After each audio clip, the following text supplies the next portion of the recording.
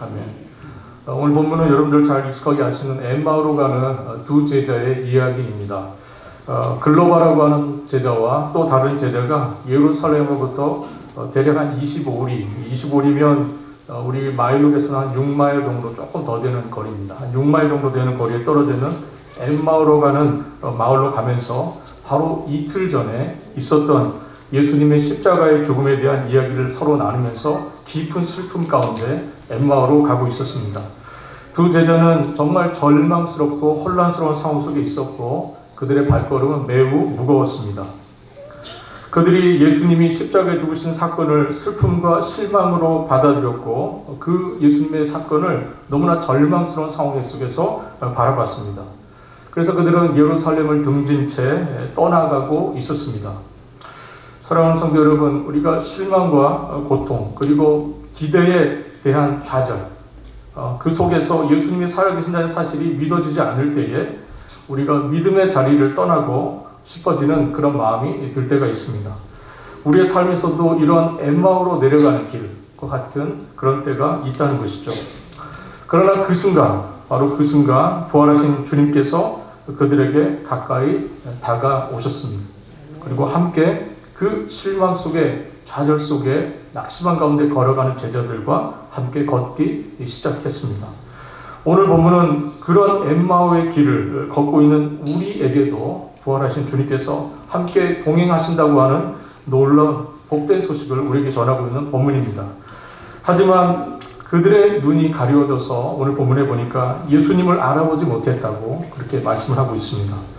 우리도 슬픔과 의심 속에 있을 때에 주님이 안 보일 수 있습니다. 우리가 가지고 있는 감정적인 어려움이 주님을 보지 못하게 하는 그런 상황이 되게 할 수도 있습니다. 하지만 중요한 사실은 무엇입니까?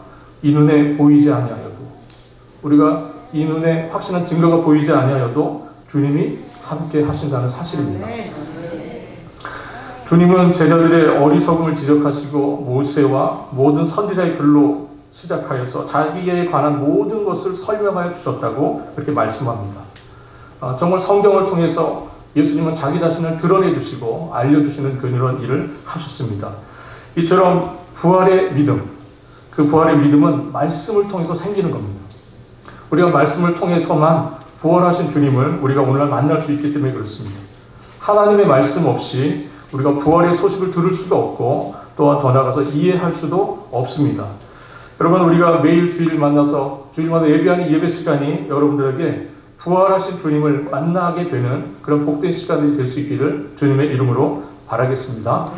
말씀을 통해서 은혜를 누린 제자들이 예수님께 함께 식사하고 가시자고 주님께 제안을 합니다. 주님께서 그 제자들을 따라서 식사의 자리로 나아가시고 주님께서 그 식사의 자리에서 떡을 붙드시고 그것을 떼어서 축사하신 후에 그들에게 나눠주셨습니다. 그래서 오늘 본문에 놀랍게도 그들의 눈이 밝아져 주님께서 떡을 떼어서 축사하시고 떡을 떼어서 그들에게 나눠줬을 때 놀랍게도 그들의 눈이 밝아져서 주님을 알아보게 되었다고 오늘 본문이 말씀하고 있습니다. 사랑하는 성도 여러분, 오늘 저희들은 주님의 떡을 떼는 예식을 갖게 될 겁니다. 주님의 몸을 나누는, 주님의 피를 나눠 마시는 그런 시간을 갖게 될 겁니다. 말씀과 성찬, 이것이 오늘날 교회가 부활하신 주님을 경험하는 자리입니다.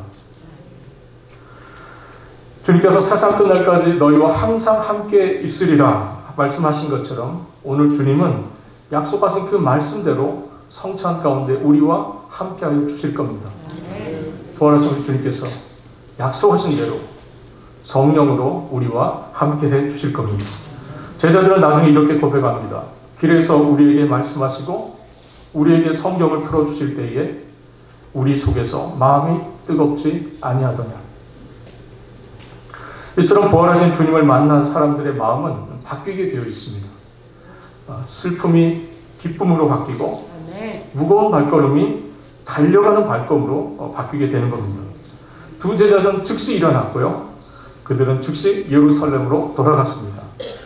믿음의 자리, 그리고 형제와 자매들이 있었던 그 공동체, 그리고 증인의 삶으로 다시 돌아갈 수 있었습니다.